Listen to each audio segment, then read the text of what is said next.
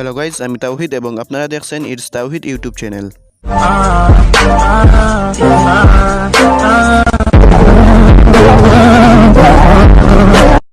So guys, আজকে আমি হোয়াটসঅ্যাপের 6টি অসাধারণ ট্রিক্স দেখাবো যা আপনি আগে কখনো দেখেননি। So guys, without wasting any more time, let's get start.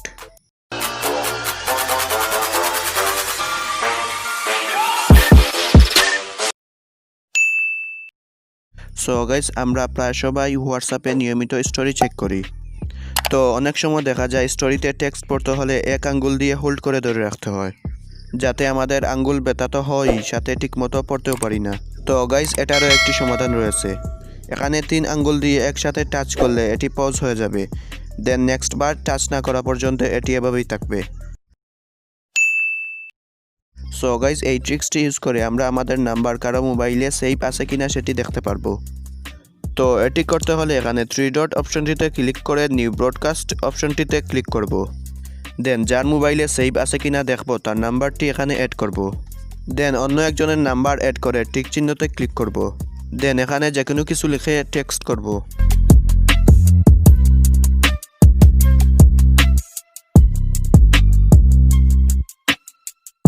Then মেসেজটিতে hold করে উপরে 3 ডট অপশনটিতে ক্লিক করব।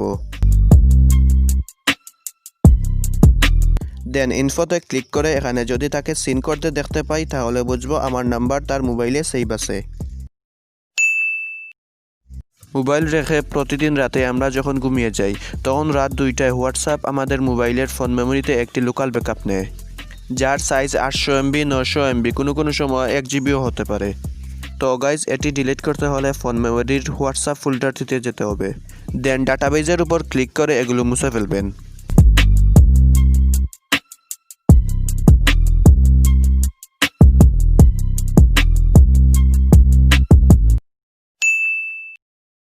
ধরুন এমন সিচুয়েশন এলো, আপনি কারোর সাথে অনেক দিন ধরে চ্যাট করছেন, তো হঠাৎ আপনি তাকে প্রথম মেসেজ কি দিয়েছিলেন সেটি দেখতে চান। তো এটি স্ক্রল করে দেখতে হলে অনেক সময় লেগে যেতে পারে।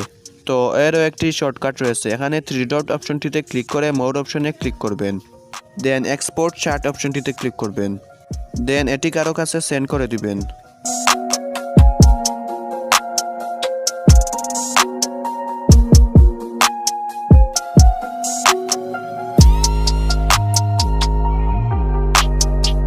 দেন এর উপরে ক্লিক করে এখানে প্রথম মেসেজটি সহজে দেখে নিতে পারবেন।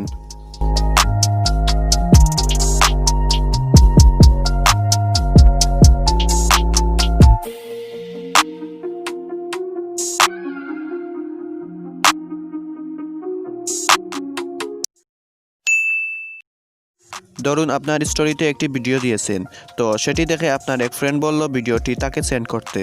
তখন আপনি গ্যালারিতে যাবেন, দেন ভিডিওটি খুঁজে বের করবেন, দেন সেন্ড করবেন। তো এটি না করে এখানে আপনি সিম্পলি 3 ডট অপশনটিতে ক্লিক করবেন, দেন আবার ক্লিক করে ফরওয়ার্ড করে দিবেন।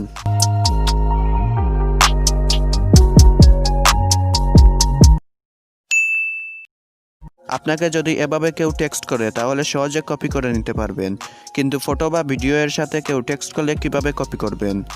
তো সেটি করতে হলে এখানে ফটো বা ভিডিও এর উপর ক্লিক করে এখান থেকে সিম্পলি কপি করে নিতে পারবেন।